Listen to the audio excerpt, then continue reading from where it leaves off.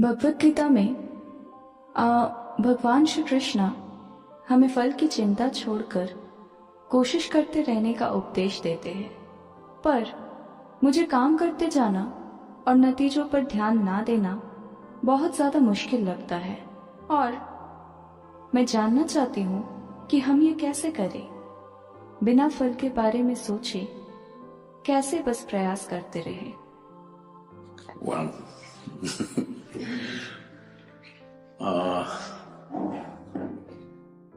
मैंने किसी भी शास्त्र को ठीक से नहीं पढ़ा है।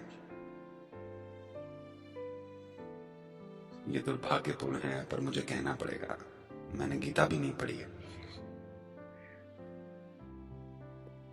पर हम जानते हैं कि कृष्ण के जीवन में ऐसा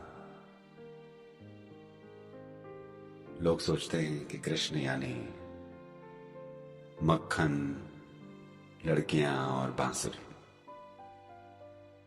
पर आपको यह समझना चाहिए, ये सारी चीजें तब हुई जब वो 16 साल के थे। तो 16 के बाद उन्होंने एक बहुत ही कमिटमेंट भरा जीवन जिया। his commitment was to marry the political process of the day with the spiritual process. उनका कमिटमेंट था उस समय की राजनीतिक प्रक्रिया और आध्यात्मिक प्रक्रिया को जोड़ना, क्योंकि उन्होंने देखा कि जब तक सत्ता पर बैठे हुए लोगों में जीवन की एक बड़ी समझ नहीं पैदा होती और वो अपनी पहचान में सभी को शामिल नहीं करते, ऐसे नहीं कि बस मेरा परिवार, मेरे बच्चे, मेरा पति, मेरी पत्नी और ये सब, जब तक आपकी अपनी पहचान की समझ बड़ी नहीं हो जाती है, सिर्फ तभी आपको सत्ता की ताकत मिलनी चाहिए, नहीं तो भ्रष्टाचार होने लगेगा। लोग कहते हैं सत्ता भ्रष्टाचार है। सत्ता भ्रष्टाचार नहीं है, सीमित पहचान भ्रष्टाचार है। उनको लगता है वो सही काम कर रहे हैं और वो हर समय भयानक काम कर रहे हैं, क्योंकि उनकी पहचान इतनी छोटी है। तो कृष्ण इसे बदलने की कोशिश कर रहे थे। ये उनके पूरे जीवन का मिशन था और वो हमेशा फल को पाने के लिए काम करते रहे। जो आदमी इतनी तीव्रता और कमिटमेंट के साथ काम कर रहा है, वो ऐसा इसलिए नहीं कर रहा कि उसे फल नहीं चाहिए। जाहिर है वो फल के लिए काम कर रहे हैं। प्रॉब्लम ये है कि आपने कृष्ण की बात राजा के सेवक के शब्दों में सुनी है और किसी ने आपको नहीं बताया। उन्होंने केवल अर्जुन से बात की, अर्जुन ने कभी नहीं बताया। वो उस घटना के बाद 36 साल और जीवित रहे, पर उन्होंने कभी कृष्ण की बताई बातों के बारे में एक शब्द नहीं कहा। क्या आपने कहीं सुना है? वो एक राजा थे, पर एक बार भी उन्होंने ये नहीं कहा कि कृष्ण ने मुझे युद्ध के मैदान में ये बताया था, एक बार भी नहीं। तो जो कुछ भी आपने सुना है वो केवल संजय से सुना है, जो कि राजा के एक सेवक थे। आपको राजा के सेवक के गुण को समझना चाहिए, वो बड़े भरोसेमंद होते हैं। देखिए, अगर आप मान लीजिए आपके पति या पत्नी या बच्चों ने कुछ देखा और वो आकर आपको बताएंगे, वो अपनी तरफ से कुछ मसाला जोड़कर आपको बताएंगे। ऐसा होना हर इंसान के लिए स्वाभाविक है। उनकी अपनी रायें, विचार, दूसरी चीजें अपने आप उनकी बातों में शामिल हो जाएंगी। पर राजा का सेवक ट्रेंड होता है कि वो कभी अपनी राय ना जोड़े, वरना उसका सिर कलम होगा। वो एक एक शब्द वैसा ही दोहराएगा जैसा कहा गया है।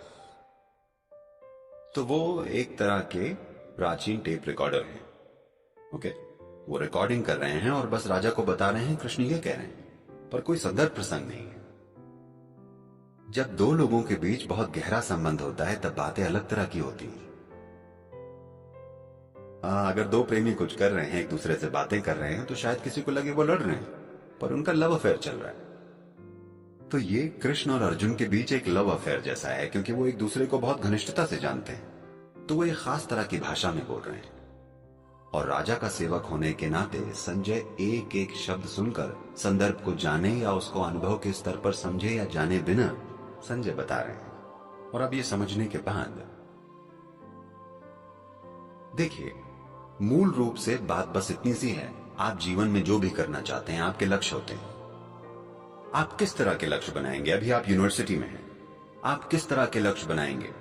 जितना आप पहले से जानते हैं, आप उसे थोड़ा बहुत बढ़ा चढ़ा देंगे और सोचेंगे ये आपके जीवन का बड़ा लक्ष्य है। आमतौर पर लोग इसे एम्बिशन कहते हैं, मैं इसे कॉन्स्टिपेशन कहता हूं,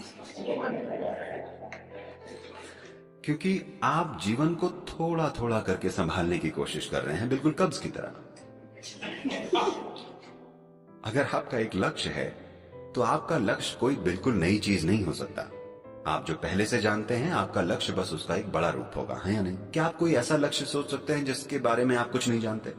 ये कैसे संभव होगा? तो वो क्या कह रहे हैं समझिएगा, कि आपने एक दिशा चुन ली है, लेकिन You have to be dedicated to the process. Otherwise, goal will just be hallucination. आपको प्रोसेस को लेकर समर्पित होना पड़ेगा, वरना लक्ष्य केवल एक भ्रम रह जाएगा। अगर आप अभी आप एक काम कीजिए, ऐसा कीजिए, बस ये वाली सांस मत लीजिए, अगली वाली लीजिए, मैं देखूं तो। मैं नहीं कर सकती। बस यही तो वो कह रहे हैं।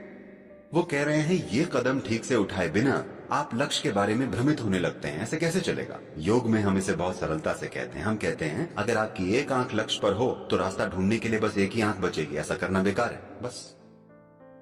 तो वो ये कह रहे हैं कि लड़ाई में अगर आप सक्षम नहीं हैं तो ऐसा नहीं है कि आपका इंक्रीमेंट या प्रमोशन नहीं हो पाएगा, आप बस मार दिए जाएंगे। हेलो?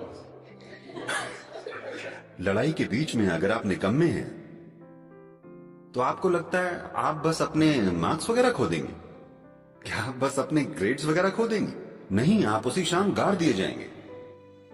तो कृष्ण उन्हें बता रहे हैं, क्योंकि अर्जुन बोल रहे हैं मैं इन सभी लोगों को मारकर कैसे राजा बन जाऊं।